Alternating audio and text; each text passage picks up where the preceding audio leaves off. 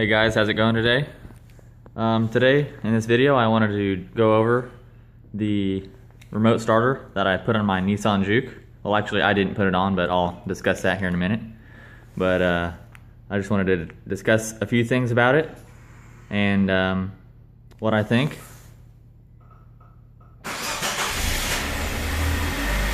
So let's get started.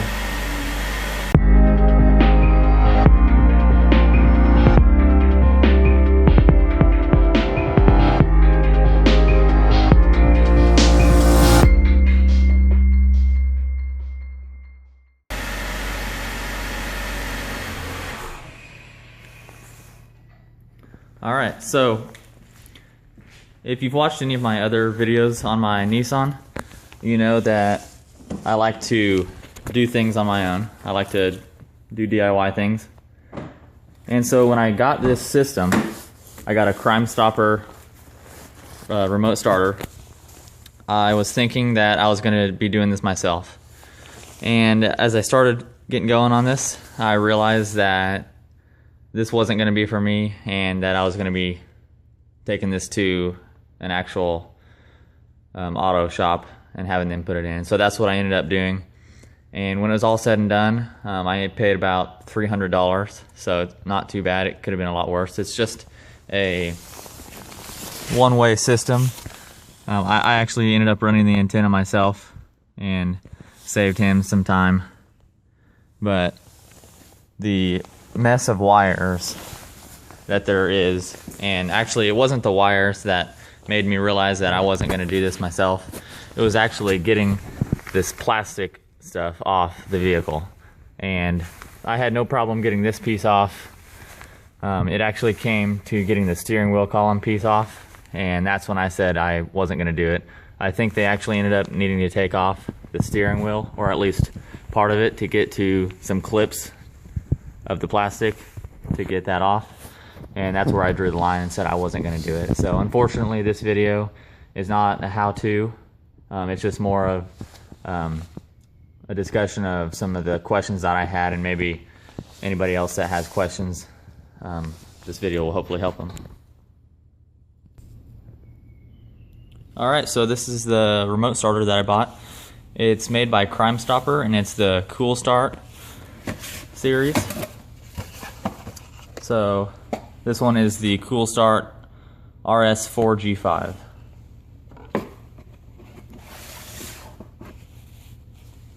So one of the first questions I had is, obviously there's the remote starter system, but if you do look in online, you'll know that nowadays with the newer vehicles they also make a transponder bypass. And so the first question I had was, how do I know if I need that as well? Because actually this video is for the Nissan Juke standard key ignition. This is not the intelligent key. So actually if you're watching this and you have the intelligent key, the way that the system is installed is slightly different with the wiring. And again, I'm not showing you the wiring really, but it is different between the standard key ignition and the intelligent key. But so my first question was, do I need the transponder bypass? And the answer is yes, you do. And the Evo All, made by Fortin, is a very good bypass, and I'd recommend getting it.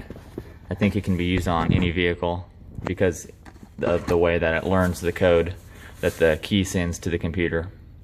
So yes, you'll need one of these. And what this does is it basically mimics you having a key in the ignition.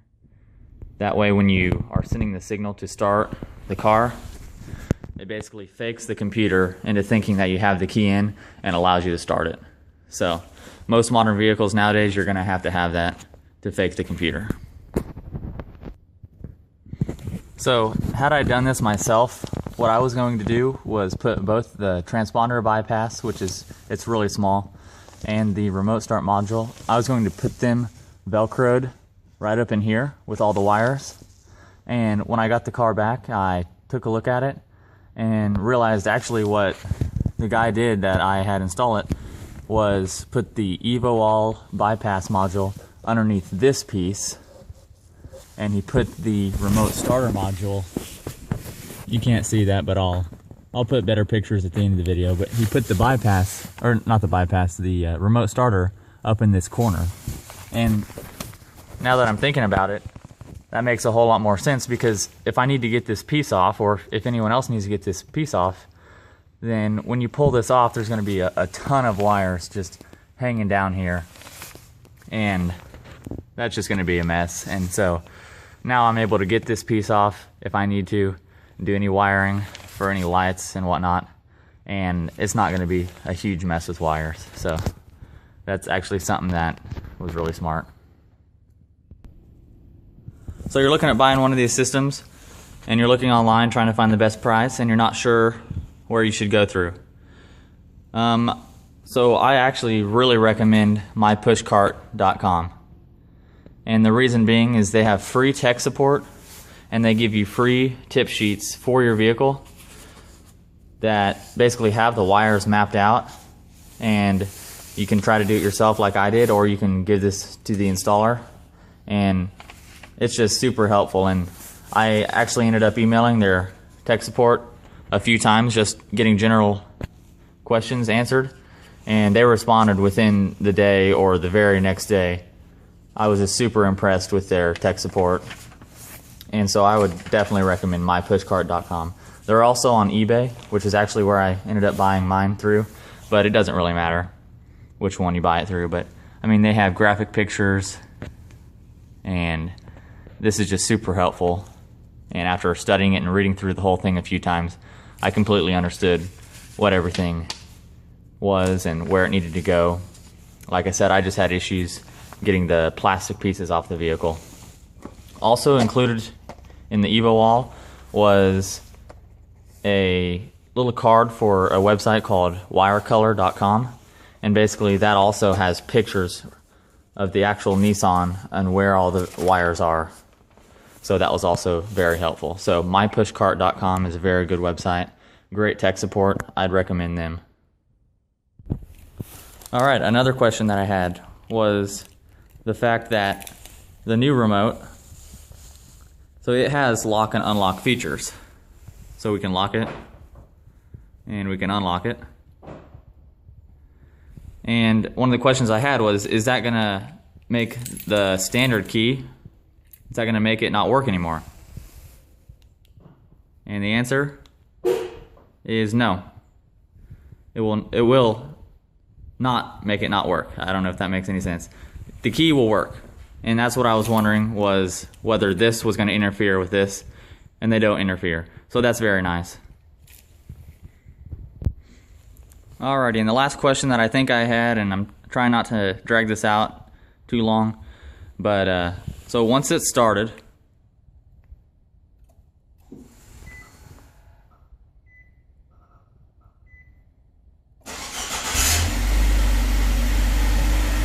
and you get in the vehicle, alright.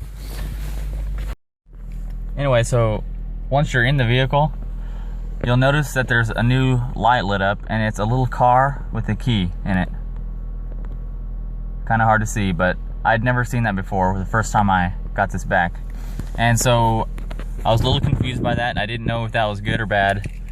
And doing some research, I finally figured out what it is. And it does not go off. When you do the remote start, it doesn't go off unless you turn the car off and then turn it on with the actual key. But actually what that does is that basically senses, it thinks that there's an intelligent key. That's the intelligent key light. But I have the standard key Juke. So basically the transponder faked it into thinking that I had the intelligent key. So now that the vehicle thinks that I have the intelligent key, this is actually good, because when I put the key in, you know, you're supposed to turn it to the on position. All you have to do is just turn it twice, and then all the gauges and stuff come on, all the instruments. But what if you accidentally turn it all the way like you're trying to start it?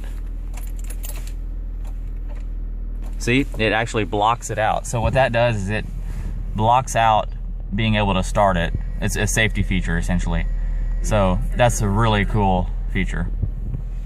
And took me a little bit to figure that out, so hopefully that helps someone out. anyway, that was a demonstration of the remote starter that I had put on my Nissan Juke, and a few questions that hopefully others have and that I was able to answer them. If you have any questions, just leave them in the comments. I'm sure I missed something, so read the description. As I put this up, I probably will have something else that I meant to put in the video, but I didn't. So anyway guys, thanks for watching. Let me know if you have any comments, and have a good one.